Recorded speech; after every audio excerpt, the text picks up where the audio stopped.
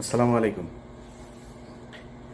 খুব কষ্টের কিছু কথা বলার জন্য আপনাদের সামনে এসেছি। 5 তারিখের পরে আসলে ইউটিউবে কথা বলতে হবে এটা চিন্তা করি নাই। মনে করেছিলাম যে 5 তারিখের পর দিনই দেশে যাব, যেদিন পতন হবে তার পরের দিনই দেশে যাব, পরে বলতে তার পরপর দেশে যাব আর কি। তো এখনো আমাদের মনে হচ্ছে যেন সেই আওয়ামী লীগের সাথেই বোধহয় এখনো যুদ্ধ করছে। বিভিন্ন বিষয় নিয়ে মত পার্থক্য হচ্ছে, বিভিন্ন বিষয় নিয়ে কথা বলতে হচ্ছে, এখনো দেশের বিরুদ্ধে ষড়যন্ত্র হচ্ছে।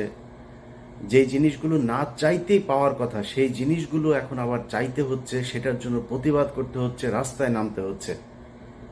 গতকালকে একটা ভিডিওতে আসিফ নজরুলের সৌদি আরবে গিয়েছেন এক ব্যক্তি, তিনি ফেসবুকে তার পোস্ট করেছেন যে আসিফ নজরুলকে পিছনে নিয়ে এইভাবে আপনার মানে ফোনটা সামনে ধরে এইভাবে বলছে যে এই যে আসিফ নজরুল এই প্রবাসীদের রেমিটেন্স যোদ্ধাদের টাকা মেরে দিয়ে তারপরে হজ করতে এসেছেন। আসিফ নজরুল দেখছি সেই ভিডিও থেকে আপনার আস্তে আস্তে সরে যাচ্ছেন, হ্যাঁ, মানে পাশ কাটাতে চাচ্ছেন। তো আসিফ নজরুল, কে ভালো কে খারাপ, কে ঠিক আর কে বেঠিক, এটা আল্লাহ একদিন জাজ করবে। শুধু এতটুকুই বলে রাখলাম, এই 5 তারিখের পরের যে সুযোগ আপনারা শুধু হাতছাড়া করেন নাই, ইচ্ছাকৃতভাবে এই সুযোগটাকে ধ্বংস করেছেন। এর বিচার, এর শাস্তি আপনাদেরকে এই পার অথবা ওই পারে পেতেই হবে। আমি আমার জায়গা থেকে শুরু থেকে এখন পর্যন্ত একটা কথাই বলি, অনেক মানুষের, অনেক নিজের খুব কাছের মানুষজনও ভাই সুযোগ এসছে, কিছু টাকা পয়সার দরকার আছে জীবনে, এরকম ওই 21 টিভিতে যখন কাজ করতাম না, এরকম তখনও অনেক মানুষজন ছিল এরকম বলতো যে টাকা পয়সা বানায় তারপরে করতে। আসলে টাকা পয়সা না মানুষকে বাঁচাইতে পারে না, বিপদে পড়লে ওইখানে আপনি বাঁচতে পারবেন। টাকা মানুষের দরকার আছে, আমরা পৃথিবীর একদম ফেরেশতা, আমাদের মানে কোনো ভুল ত্রুটি নাই, কোনো খারাপ কাজ নেই, এরকম না। আমার জীবনেও খারাপ কাজ আছে, চেষ্টা করেছি। আমাকে যদি আজকের আমি আর ধরেন বেশি না 2012 সালের আমিও যদি সেই গণজাগরণ মঞ্চের আগের আমাকেও যদি আপনি মেলান, আমার মধ্যে অনেক পার্থক্য হয়েছে। ভালো না খারাপ সেটা আল্লাহ জাজ করবেন। চেষ্টা করেছি নিজের সমস্যাগুলো সমাধান করতে। যাই হোক, তো এই যে এখন ধরেন মনে করছেন যে আপনারা ঠিক জায়গায় আছেন, যা মনে চায় তাই করছেন, আপনারা করে যাবেন, কোনো সমস্যা নেই। এটার বিচার একদিন হবে। এই হজ করতে গিয়ে যেমনটা দেখেছেন, এর চাইতে আরো ভয়ঙ্কর অপমান আপনাদের সামনে অপেক্ষা করছে। আমাদেরও সমস্যা আছে, জীবনের ঝুঁকি আছে। আমি মনে করি আমার জীবনের হয়তো বেশিরভাগ সময়ই হয়তো আমার কষ্টে কাটাইতে হবে। কারণ মানে আমার তো ধরেন যারা ভালোবাসে তারা তো সাধারণ মানুষ, তাদের তো শক্তি নাই। আমাকে যারা মানে অপছন্দ করে বা যাদের বিরুদ্ধে কথা বলেছে তারা তো শক্তিশালী। সো তাদের ব্যাপারে মানে কথা বলতে গেলে, তাদের বিরুদ্ধে যদি করি, সেটার তো শাস্তি তো আছে, সেটার জন্য হয়তো কোনো এক সময় সে শাস্তি পেতে হবে। যাই হোক, যেটাই হোক, আল্লাহর কাছে দোয়া করি যেন আল্লাহ ইমান ঠিক রাখেন এবং মানে ধৈর্য ধরে যেন যে কোনো শাস্তি মোকাবেলা করতে পারি, এতটুকু, এর বাইরে আর কোনো কিছু না। তো আজকে যে বিষয়টা নিয়ে কথা বলতে এসেছি সেটা হচ্ছে, ধরেন গতকালকে একটা দেখলাম, একজন রিক্সা চালক মারা গিয়েছিল। যে রিক্সা চালক সবাইকে ধরে ধরে নিয়ে যেয়ে তারপরে আপনার হসপিটালে দিয়ে আসতো। সেই লোকটার স্ত্রী গত সপ্তাহ থেকে তিনি ভিক্ষাবৃত্তিতে নেমেছেন, ভিক্ষা করে খাচ্ছেন।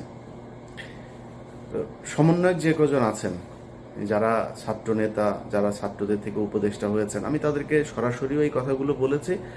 এই এই প্ল্যাটফর্মে আমি ওপেন এই কথাগুলো বলতে চাই। দেখেন, ধরেন এই যে ছাত্রদের, এই ছাত্রদের ভবিষ্যৎটা আসলে কি, তারা কি চায়? তারা যদি মনে করে যে আমাদের হাতে হাজার হাজার লক্ষ লক্ষ কোটি কোটি টাকা আসবে, আমরা এই কোটি কোটি টাকা দিয়ে তারপরে রাজনৈতিক দল গঠন করবো, এরকম দু একজনের কাছে শুনেছি। ধরেন একজনের কাছে টাকা পয়সা চেয়েছে বা কোনো এক জায়গায় টাকার লেনদেন হয়েছে, সেখানে শুনছি যে মানে ছাত্রদের প্রচুর টাকা পয়সা তারা ফান্ড কালেক্ট করার চেষ্টা করছে। এটা রাস্তা না। আপনি কত হাজার কোটি টাকার মালিক হবেন? জামায়াত হচ্ছে ব্যাংকের মালিক, বিশাল বিশাল আর্থিক প্রতিষ্ঠানের মালিক। বিএনপির এরকম নেতা আছে যারা কিনা আওয়ামী লীগের সময় যত টাকা মান্থলি ইনকাম করতো, তাদের ব্যবসা প্রতিষ্ঠান, ব্যাংক, বিমা কোনো কিছুই বন্ধ হয়নি। এরকম অনেক নেতা আছে। আওয়ামী লীগের পরিবারের সাথে তাদের পরিবারের বৈবাহিক সম্পর্ক হয়েছে। তাদের সাথে আপনারা টাকা নিয়ে পারবেন? কত টাকার মালিক হবেন বলেন আপনি? টাকা পয়সা দিয়ে নতুন করে কোনো রাজনৈতিক দল আপনি দাঁড়ায় যাবেন, এই সুযোগ নাই। কিন্তু একটা সুযোগ আপনাদের হাতে এসেছিল, সেটা কি? এই আগস্টে যেই বিপ্লব হলো, এই বিপ্লবে সারা দেশের মানুষ আপনাদের পক্ষে এসেছিল। এবং আমি নিজেই আমার চ্যানেলে আমি ভিডিও বানিয়েছি। এখন আমি বলছি না যে আমি নির্বাচন চাই, আমি নিজে বলেছি 20 বছর 25 বছর যত বছর মনে চাই ইউনূস সরকার ক্ষমতায় থাকুক। আমরা এখানে উদযাপন করেছি, মনে করেছিলাম যে আমরা বোধহয় স্বাধীন হয়ে গিয়েছি। মিথ্যা, সবকিছুই ভুল ছিল। এই স্বাধীনতার ঠিক আগের যে সময়টা ছিল, সেই সময় আপনাদের সাথে বাংলাদেশের মানুষ যেইভাবে এসেছিল, আপনারা তাদেরকে রাখতে পারেন নাই। কেন পারেন নাই? কয়েকটা, মানে খুব বড় করে 2-3টা জিনিস বলি। দেখেন পরিবর্তনটা হয়েছে কোথায় আমাকে বলেন। আজকের যে বাংলাদেশ, এই বাংলাদেশের সাথে যদি আপনি শেখ হাসিনার বাংলাদেশকে মেলান, মানে কম্পেয়ার করেন, আচ্ছা কম্পেয়ার করলে ধরেন একটা সাধারণ মানুষকে যদি আপনি জিজ্ঞেস করেন তার যে জিনিসপত্রের দাম কিনে খেতে হয়, সেটা কি কমেছে? এটা সমস্যা না। একটা নতুন সরকারের জন্য ধরলাম 1 বছর 2 বছর তারা কষ্ট করবে, কোনো সমস্যা নাই, কষ্ট করুক। কিন্তু সেটার জন্য তো আপনার কিছু করতে হবে, তাই না? একজন মানুষ মনে করেন যে বিদেশে যাবে, তার বিদেশে যাওয়ার জন্য আগে কয় টাকা দিত সে? আগে যদি নাকি মনে করেন সৌদি আরবে যেতে 7 লাখ টাকা, 6 লাখ টাকা, 5 লাখ টাকা দিত, তাহলে আগের সরকারের সমস্যা ছিল, দুর্নীতিগ্রস্ত ছিল, তারা বিভিন্নভাবে দালাল এইসব করে টাকা পয়সা করতো। এই জন্য ইন্ডিয়াতে যেতে লাগে 1 লাখ টাকা, 1.5 লাখ টাকা, আমাদের এখান থেকে 7 লাখ টাকা লাগে। মালয়েশিয়াতে যেতে 60,000 70,000 টাকা লাগে, আমাদের এখান থেকে লাগে 5 লাখ টাকা। ওমান, কাতার, দুবাই, মধ্যপ্রাচ্যের সব দেশে একই অবস্থা। এখন বৈষম্য কাটানোর জন্য বৈষম্য বিরোধী আন্দোলন হয়েছে, মানুষ রক্ত দিয়েছে। সেই বৈষম্য শেষ করার পরে তাদের তো কম লাগবে টাকা, তাই না? আসলেই কি লাগছে? তাহলে এইটার দায় কার? এটার জন্য তো আপনাকে জবাব দিতে হবে। আপনি যেটা শেখ হাসিনা পারে না সেটা আপনি করে দেখাবেন। এই জন্যই তো আপনাকে পরিবর্তন করে আনা হয়েছে। মানে সবকিছুর পর আমি এই যে যুক্তি দেখাচ্ছি, এটাতে আবার আওয়ামী লীগের খুশি হওয়ার কিছু নাই। তোদের আসলে মানে তোদেরকে নিয়ে মানে কথা বলার মতো এই এই মানে রুচিটাও, তোদের নিয়ে কথা বললেই মেজাজ খারাপ হয়ে যায়, গালাগালি করতে ইচ্ছা করে। তোরা তো মানুষ না। তোরা যদি মানুষ হইতে এতগুলো মানুষকে হত্যা করলি, তোদের মানে দলের ভিতরে ধরলাম সব অমানুষ। অনেক মানুষ বলে যে আওয়ামী লীগ আসলে সবাই খারাপ না, কিছু কিছু ভালো আছে। তোদের 5 জন মানুষ তো এক জায়গায় হয়ে বলতে পারতি, তাই না, যে আমরা আসলে শেখ পরিবারের এরা ভুল করেছে, এরা আসলে খুব ক্রুয়েল, এরা করাপ্টেড, এদের আমরা ঘৃণা করি, আমরা দলটা আসলে নতুন একটা আওয়ামী লীগ চাই। মনে কর তুই শেখ মুজিবের আওয়ামী লীগই চাস, ধরলাম এই গত 15 বছরে আওয়ামী লীগ চাস না। মাপ চেয়েছে কেউ এখনো পর্যন্ত ওদের ভেতরে মিনিমাম কোনো অনুশোচনা, অনুতপ্ত কোনো কিছু না। ওরা আবার করে, আবার আসবে, আবার ওইরকম করবে। এখন ওদেরকে সুযোগ করেও দিচ্ছে, এই সরকারই দিচ্ছে।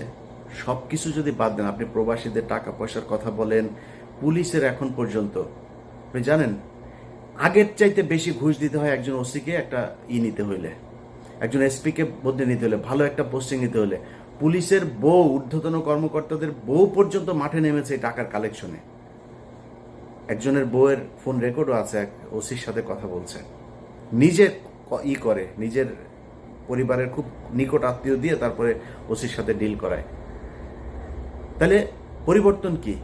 এখন এগুলো সব কিছু নিয়ে কথা বলতে গেলে না, মানে সবারই মনে হয় সমস্যা হচ্ছে না, আমার একাই মনে হয় সমস্যা হচ্ছে। এই কারণে গতকাল আমার ফেসবুকের একটা পোস্টেও দিয়েছি যে খামাখা এত শত্রু বাড়ায় লাভ কি? সবার যেহেতু সমস্যা হয় না, আমার একা একা সমস্যা গেলে আমারও তো ইচ্ছা করে। এই জন্য চিন্তা করেছে যে সবার সাথে মিলমিশ করে তারপরে যা হয় হোক, দেশে যাব, দেশে যায় ভাই আমার ইউটিউবে এখন যে ইনকাম, এখানে বসে আমার ইউটিউবে যদি 5 লাখ 6 লাখ টাকা ইনকাম হয়, তাও তো আমার হয় না, কারণ এখানে তো খরচ বেশি। আমি বাংলাদেশে 2 লাখ টাকা ইনকাম হলে আমি আরামে বিশাল মানে রাজার মতো চলতে পারবো। তা আমি কেন এখানে কষ্ট করব? কেন আমি সরকারের সাথে, সেনাবাহিনীর সাথে, পুলিশের সাথে, বিভিন্ন রাজনৈতিক দলের সাথে কেন ঝামেলা করবো? কারোর যেহেতু সমস্যা হচ্ছে না, তাহলে আর কি, সমস্যা নাই। এই কষ্ট থেকেই কথাগুলো বললাম। এখন পুলিশ থেকে শুরু করে সব জায়গাতে সমস্যা, সব কিছু যদি বাদ দেন, সব বাদ। আচ্ছা, যেই হত্যাগুলো হইল, এটার ব্যাপারে মিনিমাম একটা ইতে যাওয়া দরকার ছিল, যান নাই। এখন এই যে ছাত্ররা মনে করছেন যে আপনারা টাকা পয়সা করে তারপরে বিশাল আকারে একটা মানে এই ফান্ড তৈরি করে তারপরে রাজনৈতিক দল গঠন করবে, নতুন দল। এই মাসে সম্ভবত আপনাদের নতুন দল আসবে। আপনার দলে মানুষ আসবে কেন আমাকে বলেন?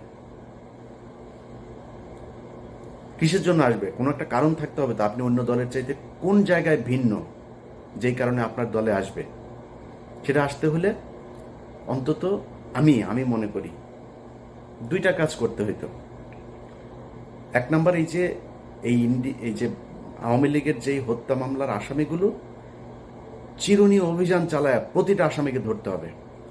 ধরার পর তারপরে তাদের বিচার কি হবে, কে নির্দোষ কে দোষী, সেটা পরে আপনি করবেন, বিচার হবে, তদন্ত হবে, চার্জশিট যাবে, মামলার প্রক্রিয়া চলবে। যে দোষী হয় সে দোষী, যে নির্দোষী হয় সে খালাস পাবে, ছাড়া পাবে।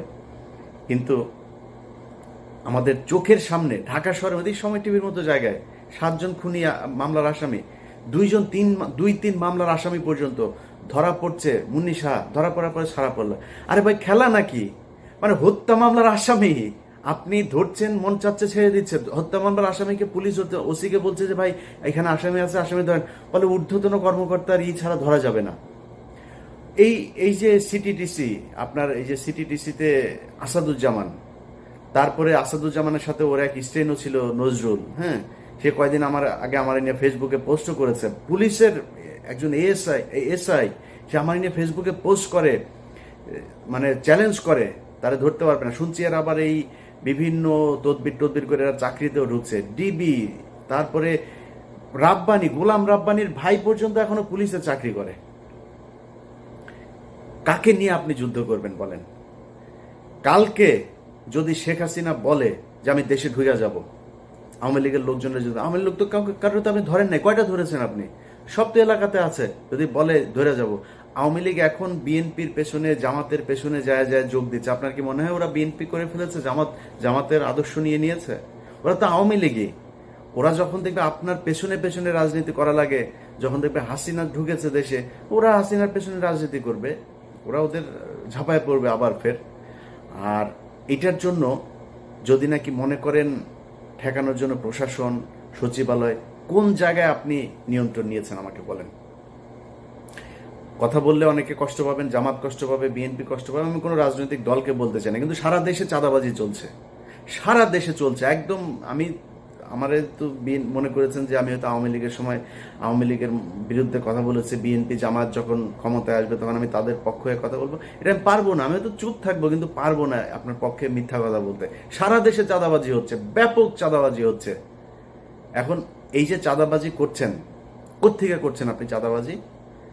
হাটে ঘাটে, ওই বাস স্ট্যান্ড, ওই গরুর বাজার, ওই হাওর বাওর, এই যে এসব লিস্ট যেগুলো নিয়ে আপনারা দখলে নিয়েছেন, দখলে নিয়ে কি করছেন? ওইখানে চাঁদাবাজি। গ্রামে এই দিন শুনলাম একজনের মুরগি বিক্রি করতে এসছে, সেই মুরগির থেকে, মানে অনেক মুরগি আর কি, ফার্মের মুরগি, এক এক মুরগি থেকে সেখানে চাঁদা নেওয়া হচ্ছে। তো এই যে চাঁদা নিচ্ছেন, নিয়ে কি করছেন?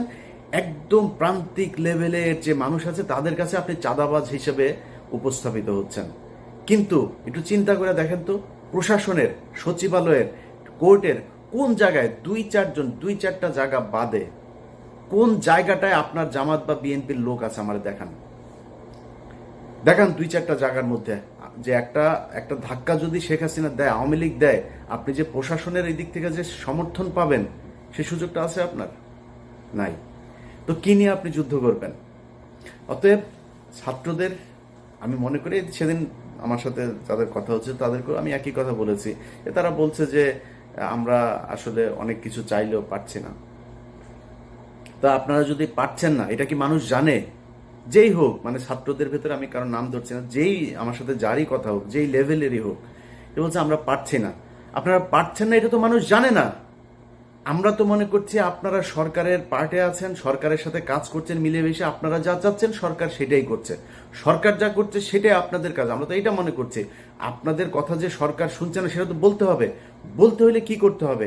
সরকারের ছাত্রদের প্রতিনিধি যারা আছে তাদেরকে পদত্যাগ করতে হবে, করে রাস্তায় নেমে আসতে হবে। এর বাইরে নাম ধরে বলি, নাহিদ ভাই, আসিফ ভাই, হাসনাত ভাই, সার্জিস ভাই, যারা যারা আছেন, পিঠের চামড়া থাকবে না। যদি মনে করেন যে এই সরকার চলে যাবে আর বিএনপি আওয়ামী লীগ, বিএনপি বা জামাত ইসলাম আপনাদেরকে কোলে তুলে নিয়ে নাচবে, প্রশ্নে আসে না। আর আওয়ামী লীগ তো কত ভয়ঙ্কর হইতে হবে সেটা আপনাদেরকে বোঝানোর দরকার নাই, আপনারা জানেন। এরা জেলখানার ভেতরে মানুষকে ধরে জবাই করে মারে, ফাঁসি হইলেও এদের মনে শান্তি হয় না, জবাই করে মারে। এখন শুনছি ওই যে ক্যাপ্টেন বাসেদ সাহেব মাজেদ গিয়েছিল, এই ক্যাপ্টেন মাজেদ সাহেবকেও জবাই করেছিল। সো এরা এইটাই, এরা এর চেয়েও ভয়ঙ্কর রূপে ফিরবে যদি ফিরতে পারে, ফেরার সুযোগ দেওয়া হয়। অতএব আপনারা ছাত্ররা যারা আছেন, যাদের সাথে বাংলাদেশের মানুষ সবাই চেয়েছিল একটা পরিবর্তন, আপনাদের সাথে কেন যাবে সেটা আপনাদেরকে বুঝাইতে হবে। পারেন নাই কোনো সমস্যা নাই, পারার চেষ্টা করছেন কিনা সেটা মানুষ দেখতে চায়, যে আপনারা কি আসলেই চেষ্টা করেন নাকি আপনারাও সেই আগের মতোই, আগের দলের মতোই সব লুটপাট করে খাওয়ার জন্য, সুবিধা পাইলে তাদের সাথে বসে মিলেমিশে একাকার হয়ে তারপরে দেশ চালানোর জন্য উদ্গ্রীব হয়ে আছেন। এই জিনিসগুলো আমার মনে হয় আপনাদের বোঝা উচিত আর কি। তো যাই হোক, যে বিষয়টা বলছিলাম আগেও, যে অনেকের কাছে খারাপ লাগতে পারে, কিন্তু সত্যি কথা যেটা ভাই, এই দেশটা দেখলাম তো 5 তারিখের পরে, এখানে টাকা পয়সা হইলে সব পার্সেজ হওয়া যায়। ইভেন কি জানেন, বললে কষ্ট পাবেন, আমরা যে 57 কর্মকর্তার জন্য কষ্ট পাই না, আমরা বলি এই দেশের স্বাধীনতা, সার্বভৌমত্ব সবকিছু এই 57 জন অফিসারকে মারার কারণে আমাদের দেশ ইন্ডিয়া দখল করে নিল, এগুলো বলি না। সেই 57 জন কর্মকর্তাদের ভেতরেও তাদের পরিবারের লোক, সন্তান, স্ত্রী টাকার কাছে বিক্রি হয়ে গেছে, তাদের স্বামীদেরই চায় না, বিচার চায় না। এটা নিয়ে আবার আরেক ভিডিওতে কথা বলবো। আজকে এই পর্যন্তই। যারা মনে করছেন যে এই টাকা পয়সা ইনকাম করে স্রোতের সাথে গা ভাসিয়ে যে যা যেইভাবে পাচ্ছেন টাকা পয়সা কামায় টামায় নিয়ে টাকা আপনারা অনেক কিছু দিবে, এটা একদিন প্রমাণ হয়ে যাবে। যুগে যুগে বহু প্রমাণ হয়েছে, আপনার ক্ষেত্রে প্রমাণ হবে। আমি ইলিয়াসের চেহারা সেদিন আপনার চোখের সামনে ভাসবে, যে 2000 মানুষ মারা গিয়েছে, সেই মানুষের লাশের সাথে বেইমানি করে আপনি আপনার ব্যক্তি স্বার্থের কাছে বিক্রি হয়েছেন। আল্লাহ হাফেজ।